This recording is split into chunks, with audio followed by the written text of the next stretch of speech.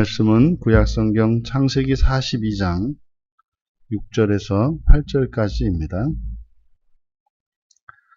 우리 같이 한 목소리로 함께 읽겠습니다.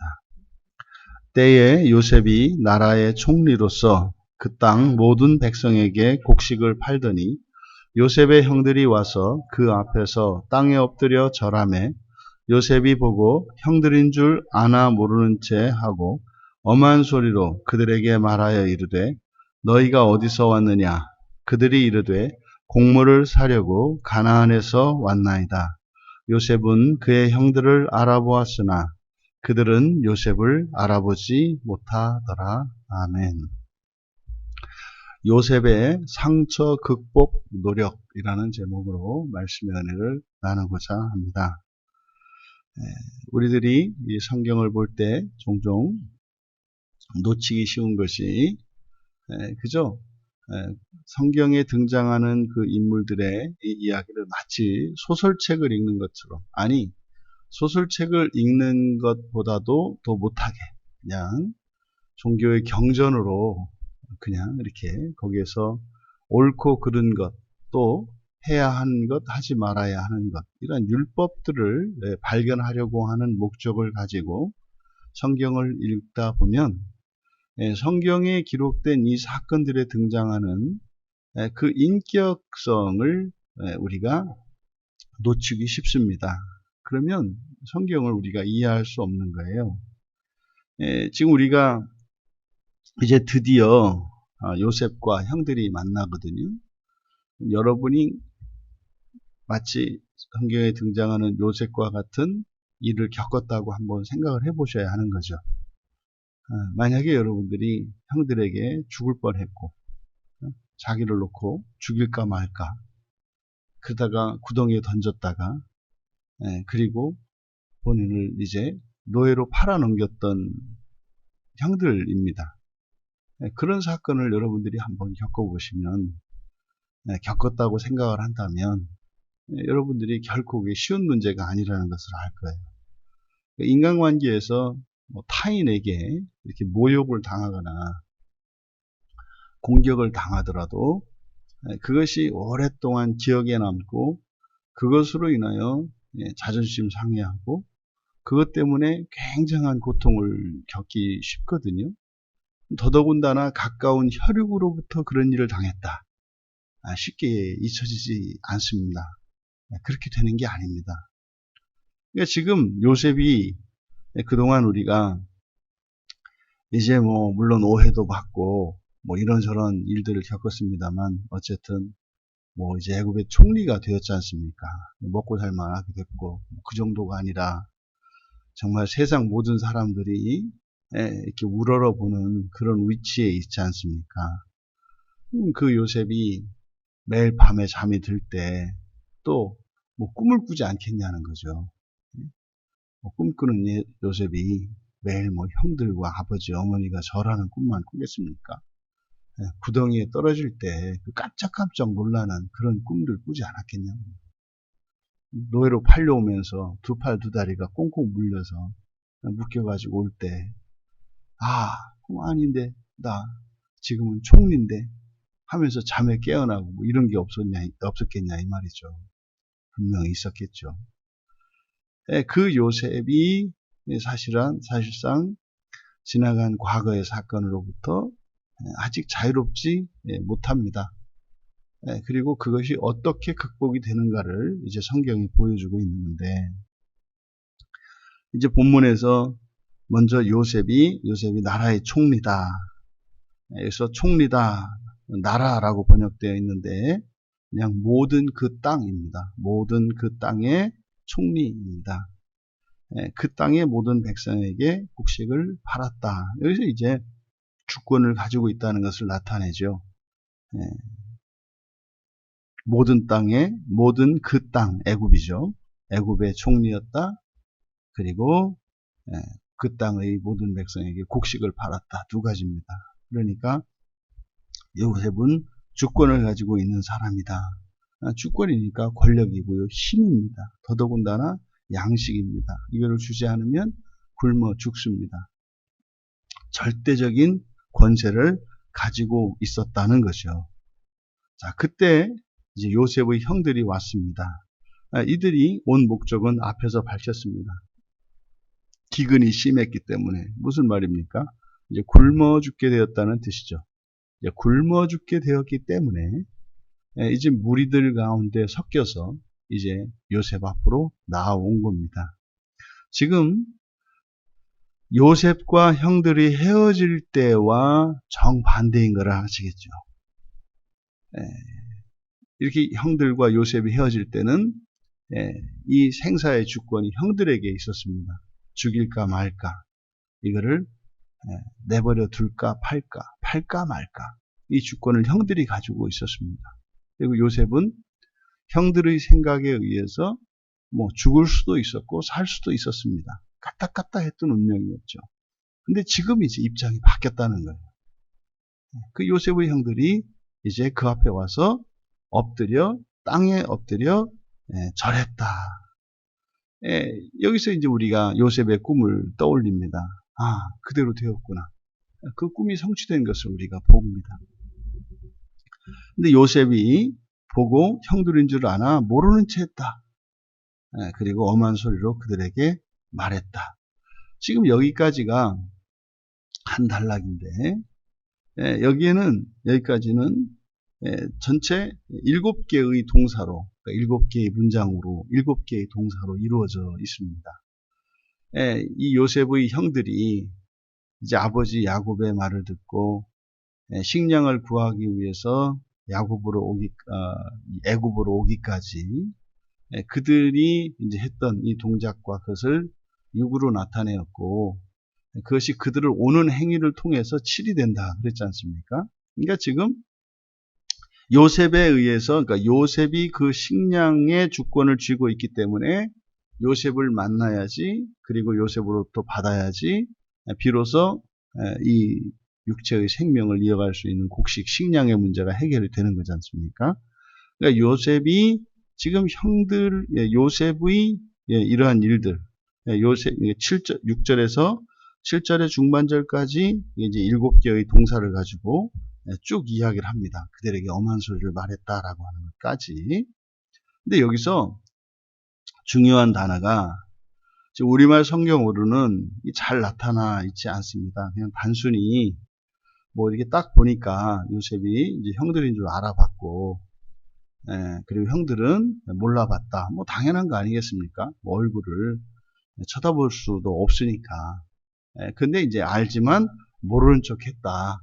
그리고 엄한 소리를 했다. 그러니까 마치 알고도 모르는 척 뭐 하는 정도로 우리가 이해하기 쉬운데, 원문을 보면 그렇게 되어 있지 않고요.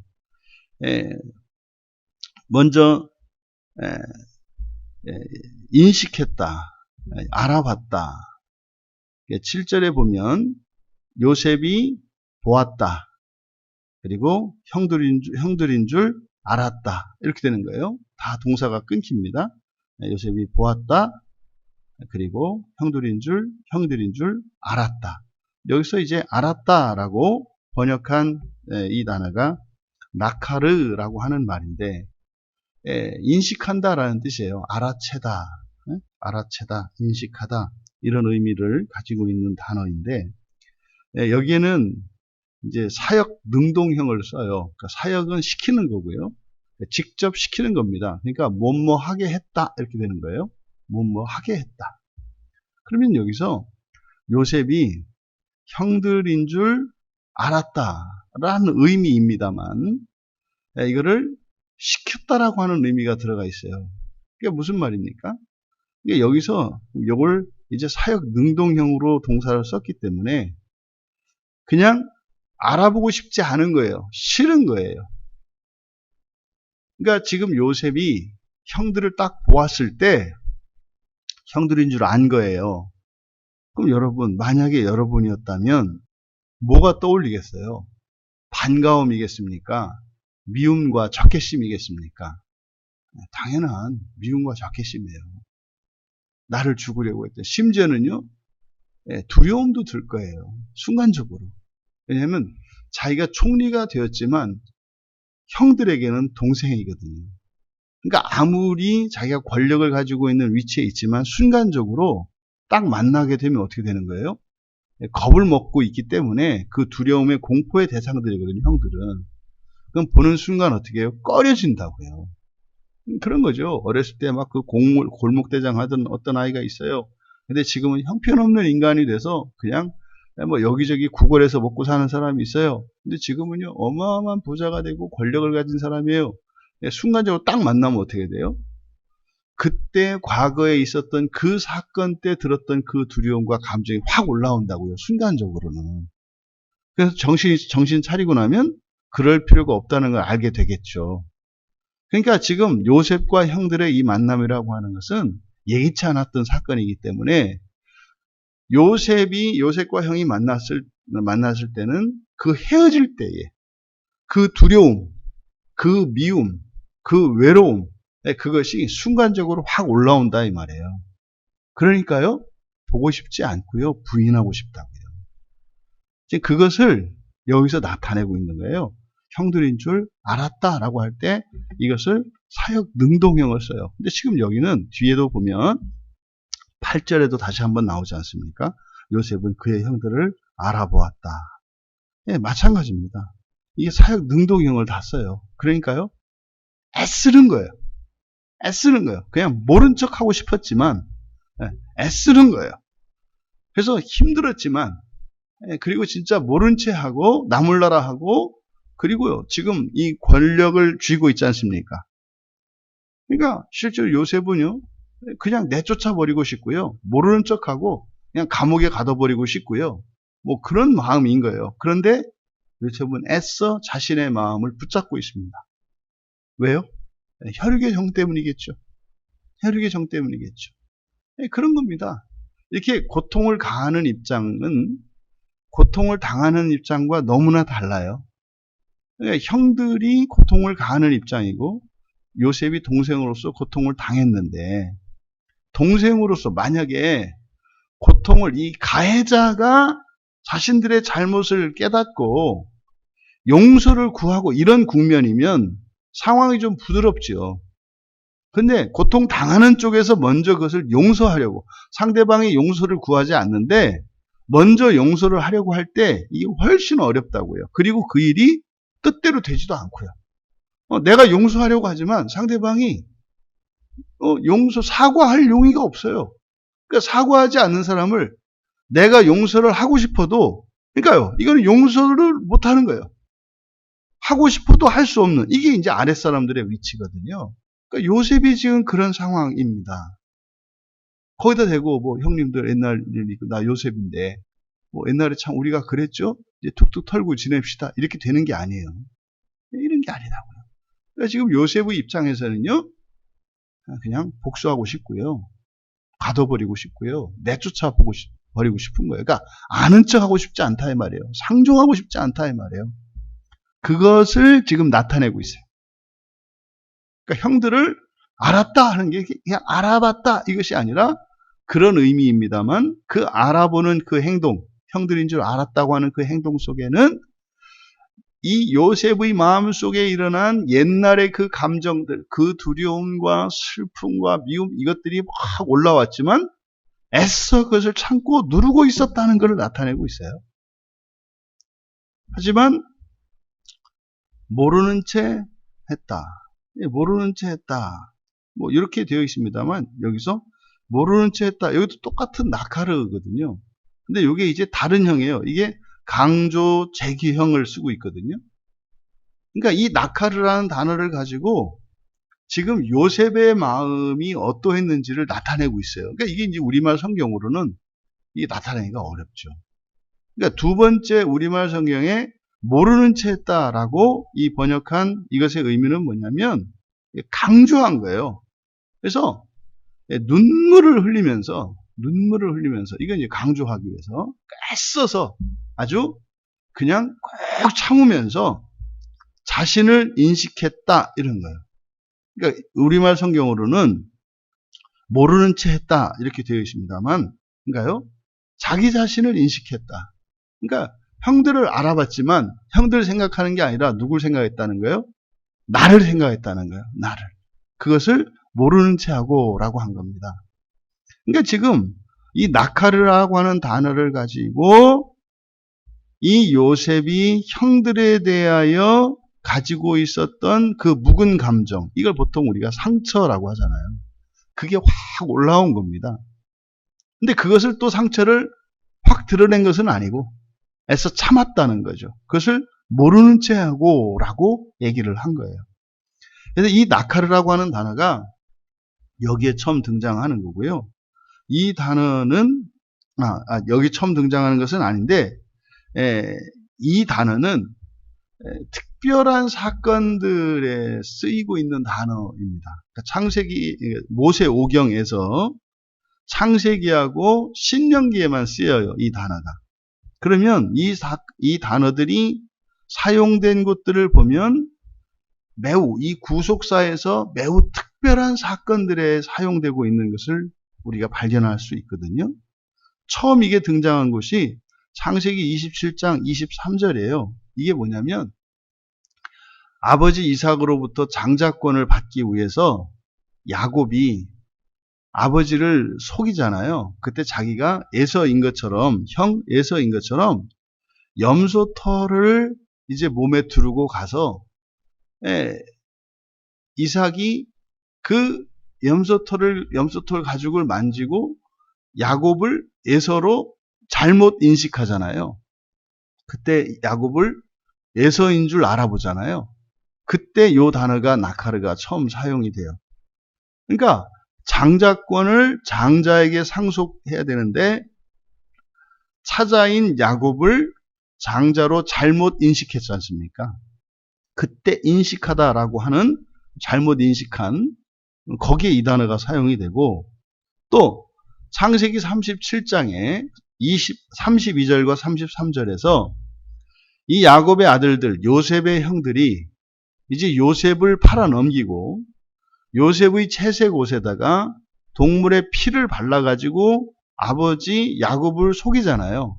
피 묻은 요셉의 옷을 가져다 주잖아요. 그때 야곱이 피 묻은 요셉의 옷을 보고 요셉이 죽은 것으로 인식해요. 그때 사용되는 게 이 나카르예요. 그러니까 지금 아버지 야곱은 요셉이 죽은 것으로 알고 있어요. 그게 나카르입니다. 또 창세기 38장에서 유다가 며느리 다말인 줄 모르고 뭐 성경으로 그랬지만 사실은 그랬을 리 없다. 다 알아봤을 거다. 근데 증표로 줬다 그랬죠. 도장하고 지팡이하고 끈을 증표로 줬어요. 나중에 며느리가 간음을 해서 임신했다는 소식을 알고 이제 돌로 쳐서 죽이려고 그랬거든요. 그때 며느리가 이 도장과 지팡이와 끈을 증거를 들이대죠. 그때 유다가 그 증표를 알아봤죠. 이게 창세기 38장 25절과 26절에 나와요.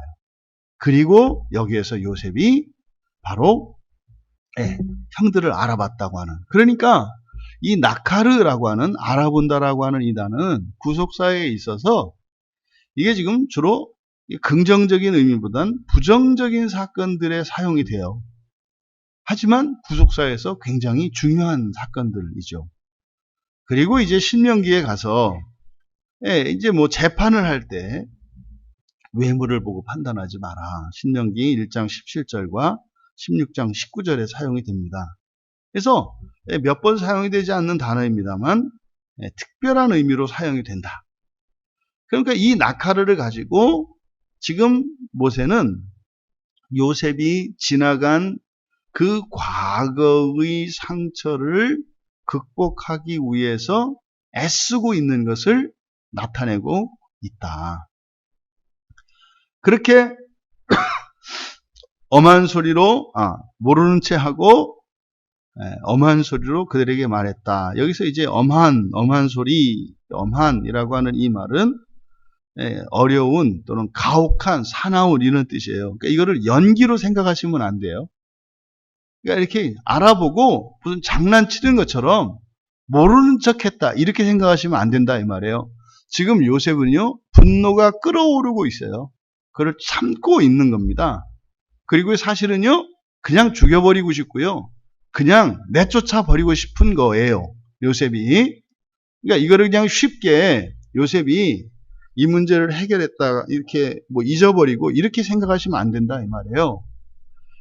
그러니까 여기서 엄한 소리로 말했다 할 때 이 엄한이라고 하는 이 카세흐라고 하는 말은 아주 가혹한 사나운 이런 뜻이에요. 그러니까요. 요셉이 지금 이 형들을 봤을 때요.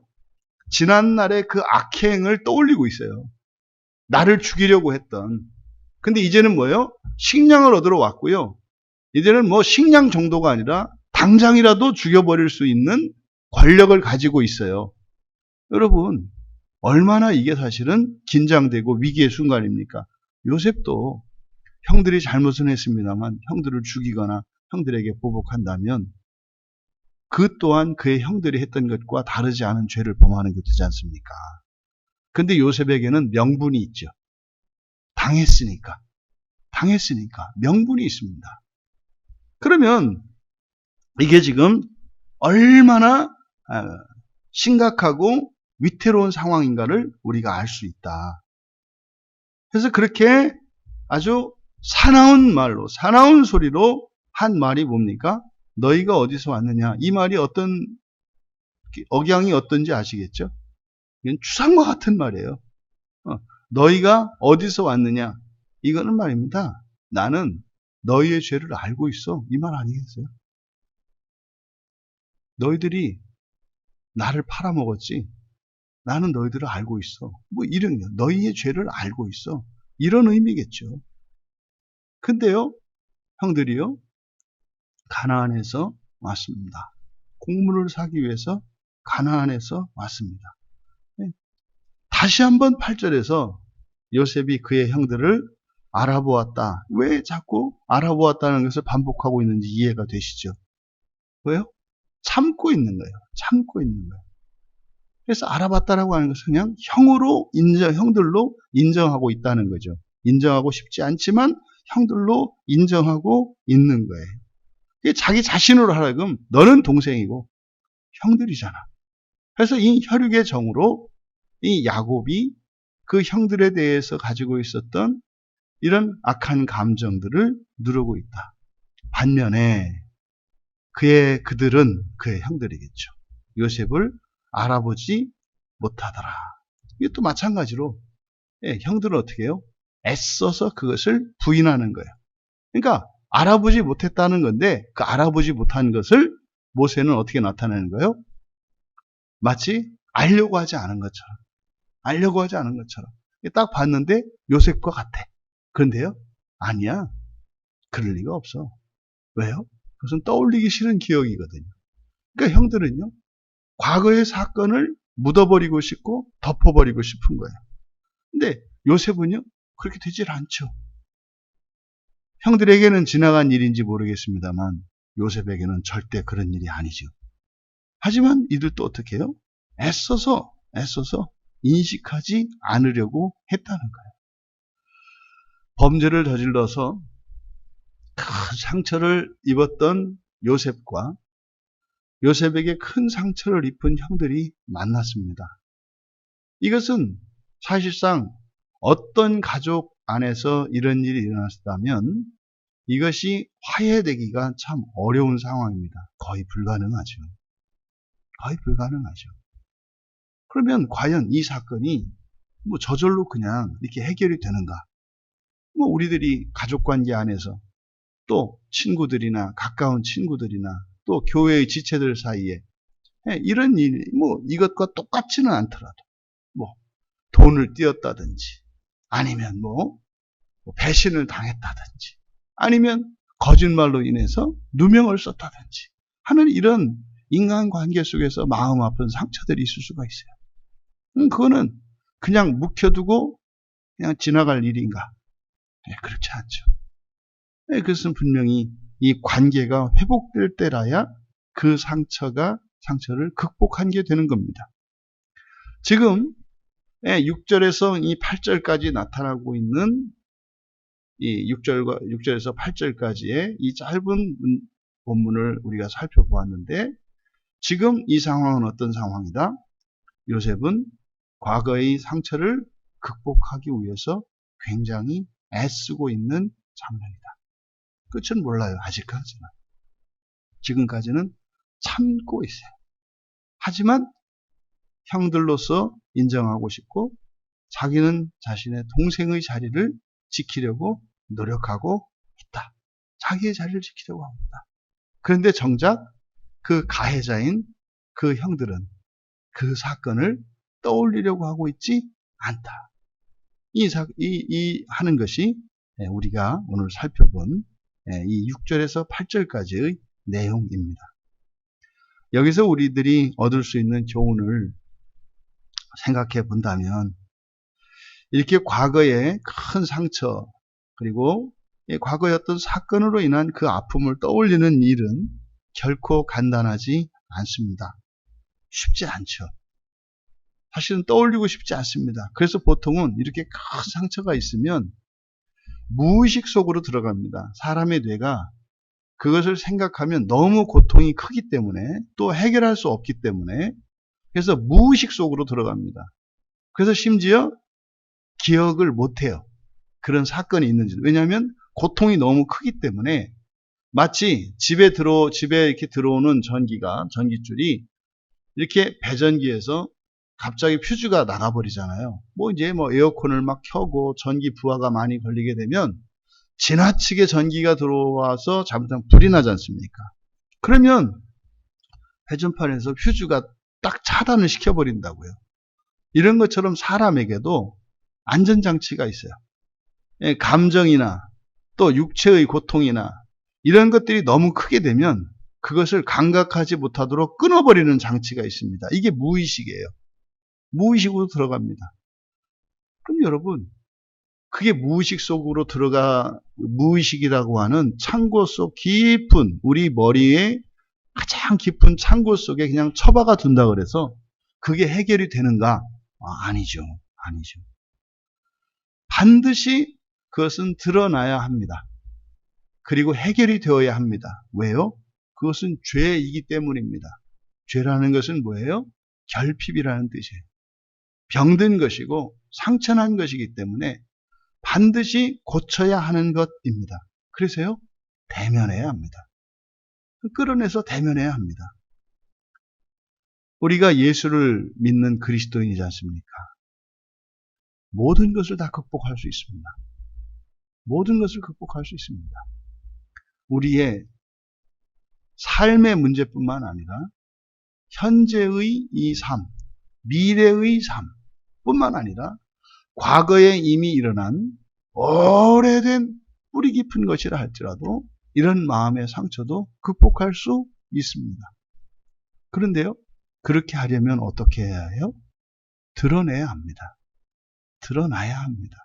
그래서 그때의 그 감정과 그때의 그 상황 속에 자기 자신을 다시 한번 대면시켜야 해요.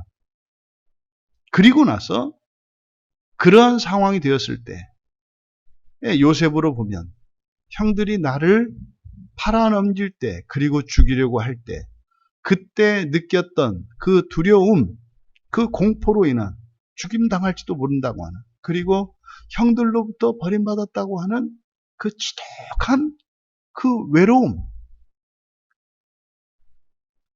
그리고 이제 좀 더 정신 차리면 어떻게 나한테 이럴 수 있는가 하는 이런 미움 이런 것들이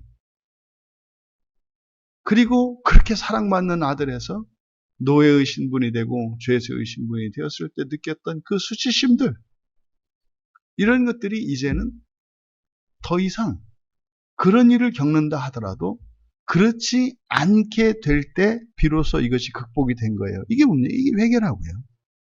그러니까 죄라고 하는 것은 뚜렷한 잘못들만을 다시 하지 않게 되는 것만 의미하는 것이 아니라 내가 타인이나 어떠한 환경으로부터 내 마음의 평화가 깨어지는 이런 취약성이 사라지는 것도 죄의 한 양상이다.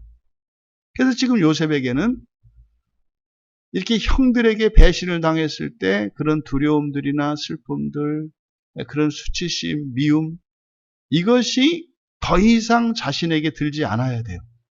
그런 상황이라 하더라도, 형들이 팔아넘긴다 하더라도 더 이상은 두렵지 않고. 왜요? 살아봤잖아요. 그렇게 살아봤는데, 죽을 줄 알았는데, 그렇게 수치스러웠는데, 그렇게 외로웠는데, 하나님이 함께 하셨잖아요. 이제는 알게 되었잖아요. 그러니까 그런 상황이 다시 온다 하더라도 두렵지 않은 거예요. 뭐 형들이 막 기세등등하게 다시 한번 뭐 이렇게 그렇게 하더라도 두렵지 않은 거예요. 그리고요, 그것 때문에 수치스럽거나 외롭거나 밉거나 하지 않는 거예요. 오히려 불쌍히 여기 이렇게 돼야 이것이 해결이 되는 거다. 여러분, 바로 그것을 위해서 예수님께서 십자가에서 피 흘리고 죽어주신 거예요. 그리고 우리에게 성령을 보내주신 거예요. 여러분, 여러분들이 예수를 믿는 그 믿음은 말입니다.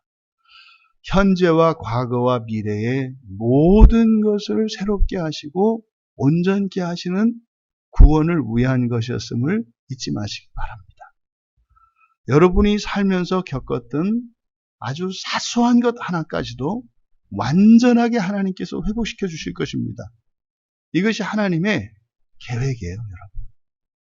여러분들이 살면서 겪었던 불명예, 이런 수치심, 증오심, 또 현재적으로 여러분들이 가지고 있는 이런 결핍과 이런 무능력과 연약함, 또 여러분들이 미래에 대해서 가지고 있는 염려와 근심, 걱정들, 이 모든 것으로부터 해방시켜 주시고 자유롭게 하시고 온전케 하시고자 하는 것이 예수 그리스도의 십자가의 사역이었고 성령이 내주하신 이유라는 것을 기억하시고, 이 요셉이 그 상처를 누르지 않고 이제 그 상처를 드러냄으로써 극복하고자 하는 이 노력과 같이 우리들의 현재와 과거와 미래에 대한 모든 불안과 근심과 염려들, 아픔과 괴로움들, 이것을 드러내고 그리스도 예수 안에서 다 회복되시고 새롭게 되어지시기를 주님의 이름으로 축원합니다. 존귀하신 하나님, 다시는 기억하고 싶지 않았던 과거의 사건을 떠올려야 하는 상황에 맞닥뜨린 요셉이 애써 그것을 참고 노력하고 있는 모습을 봅니다. 이 땅을 살아가는 많은 그리스도인들, 형제 자매들 가운데 지나간 과거의 사건으로 인한 이러한 상처들이 있다면 예수 그리스도 앞에 주님과 함께 십자가에 못 박게 하시고 온전히 회복될 수 있도록, 또 그것을 위하여 노력하고 주님을 의지할 수 있도록 은혜를 내려 주시옵소서. 감사하며 예수님의 이름으로 기도하옵나이다.